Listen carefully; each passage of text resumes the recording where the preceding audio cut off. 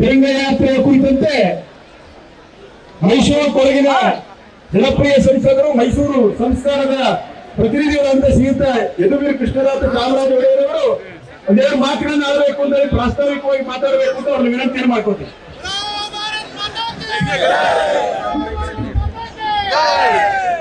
ಸಮಯದ ಅಭಾವ ಇರೋದ್ರಿಂದ ನಾನು ಎಲ್ಲ ಪರಮ ಪೂಜ್ಯರಲ್ಲಿ ನನ್ನ ಗೌರವವನ್ನು ಸಲ್ಲಿಸುತ್ತೇನೆ. ಸರ್ವಧರ್ಮದ ಎಲ್ಲ ಗುರುಗಳು ಇಲ್ಲಿ ವೇದಿಕೆಯಲ್ಲಿ ಸೇರಿದ್ದಾರೆ.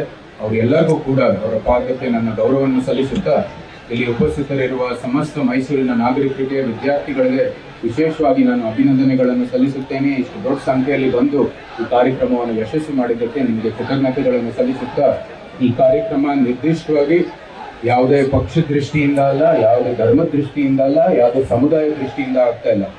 ಬರೀ ನಮ್ಮ ಮೈಸೂರಿನ ನಾಗರಿಕರಿಂದ ನಮ್ಮ ವೀರ ಯೋಧರಿಗೆ, ಭಾರತದ ಸಶಸ್ತ್ರ ಸೇನಾಪಡೆಗೆ ಒಂದು ಗೌರವ, ಅಭಿನಂದನೆ ಮತ್ತು ಬೆಂಬಲ ನೀಡಲಿಕ್ಕೆ, ಅವ್ರಿಗೆ ಕೃತಜ್ಞತೆಗಳನ್ನು ಸಲ್ಲಿಸಲಿಕ್ಕೆ ಈ ಯಾತ್ರೆಯನ್ನು ನಾವೆಲ್ಲರೂ ತೆಗಿತಾ ಇದ್ದೀವಿ.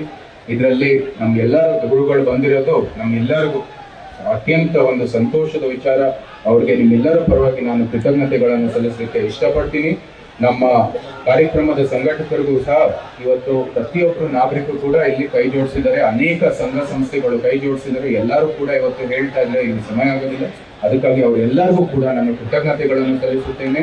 ಇವತ್ತಿನ ಸಂದೇಶ ಒಂದೇನೆ, ಭಾರತದ ಮೇಲೆ, ನಮ್ಮ ಅಮಾಯಕರ ಮೇಲೆ ನೀವು ದಾಳಿ ಮಾಡಿದ್ರೆ ಭಾರತ ಯಾವತ್ತೂ ಸಹ ನಮ್ಮ ಶಾಂತಿಪ್ರಿಯ ಸಮಾಜ ಆಗಿದ್ರು ಸಹ ನಾವು ಯಾವತ್ತೂ ಅವ್ರಿಗೆ ಕಠಿಣವಾದಂಥ ಪಾಠ ಇರೋ ಅಥವಾ ಕಠಿಣವಾದಂಥ ಪ್ರತಿಕ್ರಿಯೆ ಕೊಡೋದ್ರಲ್ಲಿ ನಾವು ಯಾರಿಗಿಂತಲೂ ಕಡಿಮೆ ಇಲ್ಲ ಮತ್ತು ನಾವು ಕೂಡ ಸೂಕ್ತವಾದ ಪ್ರತಿಕ್ರಿಯೆಯನ್ನು ಕೊಡ್ತೀವಿ. ಭಯೋತ್ಪಾದನೆಗೆ ಎಲ್ಲೂ ಕೂಡ ವಿಶ್ವದಲ್ಲಿ ಅವಕಾಶ ಇಲ್ಲ ಅಂತ ಒಂದು ಬಹಳ ಸ್ಪಷ್ಟವಾದ ಸಂದೇಶ ನಮ್ಮ ಸಶಸ್ತ್ರ ಸೇನಾಪಡೆ ಪ್ರಧಾನಮಂತ್ರಿಯವರು ಕೊಟ್ಟಿದ್ದಾರೆ. ಅದೇ ಅಂತೆ ನಾವು ನಾಗರಿಕರಾಗಿ ಆ ಒಂದು ತತ್ವ, ಆ ಒಂದು ಏನು ಸಂದೇಶ ಇದೆ ಅದನ್ನ ಮೆಚ್ಚಿ ನಮ್ಮ ಸಶಸ್ತ್ರ ಸೇನಾಪಡೆಗೆ ಒಂದು ಗೌರವ ಸಲ್ಲಿಸುವ ದೃಷ್ಟಿಯಲ್ಲಿ ಈ ಯಾತ್ರೆಯನ್ನು ತೆಗಿಬೇಕಾಗಿದೆ.